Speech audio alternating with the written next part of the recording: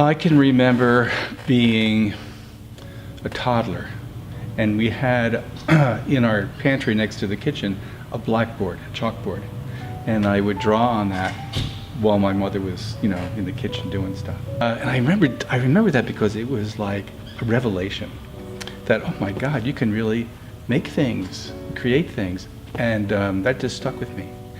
And I also had this idea that came to me that the people who lived in caves, 30,000 years ago, have handed down art skills and the inspiration for art for all those years, from generation to generation.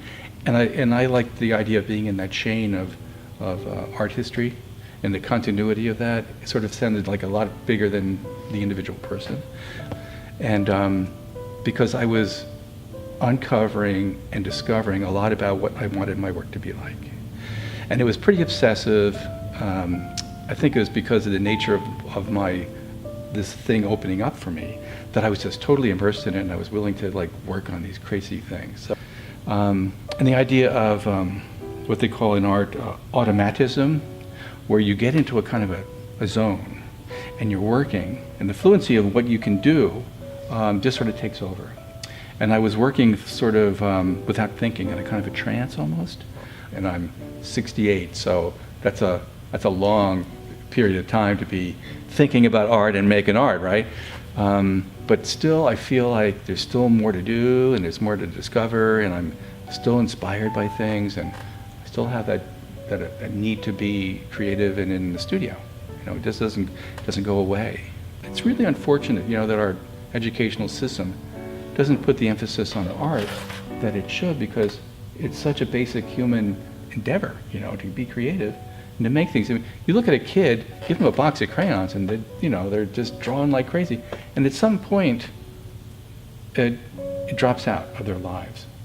But there's a way to keep that going, and it enriches life. But it also helps people who are, even if you're going to go into business, if you could have a creative mind about it, and not even have a box. Don't even think whether it's inside or outside or what. You can put things together that are not necessarily thought about as, associated things. That you can twist things around so people see ordinary things in a completely new eye, a new way. That's what art and creativity is all about. And if you take an art class and you get exposed to that kind of that way of thinking, and it's a kind of almost a technical way of approaching things, then it's going to help you in no matter what you do. If you don't have a creative mind, you're not going to go beyond a certain point, because you can't pull things in to sort of scramble them up and see what happens, right? So that and a sense of being willing to take risks. Try something that you might fail at, but try it anyway, because that's how you're going to go and learn from. You can always learn from mistakes and failures, because then you know not what doesn't work, right? But people are afraid of that. They're afraid that, gosh, if I try that, I'm going to be really bad. I'm going to stink at it, It doesn't hurt anybody to try to do art. There's nothing bad about it. I mean, and I try to inspire students to be that way, to think about their what they want to do on their own.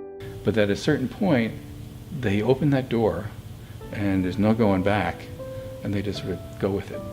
And when that happens, it's really amazing. It's so inspirational to see somebody say, I know exactly what I want to make, I want to do, I have this great idea, and I just can't wait to do it.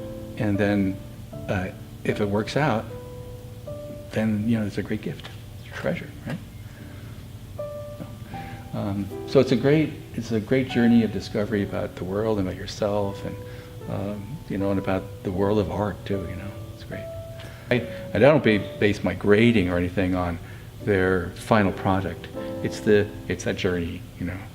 It's that making that effort to engage in that process and kind of accept what happens and see it as your own work, right?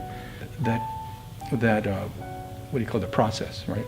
Of making the thing, and the creative process and all that is what's really valuable to them. And they share that.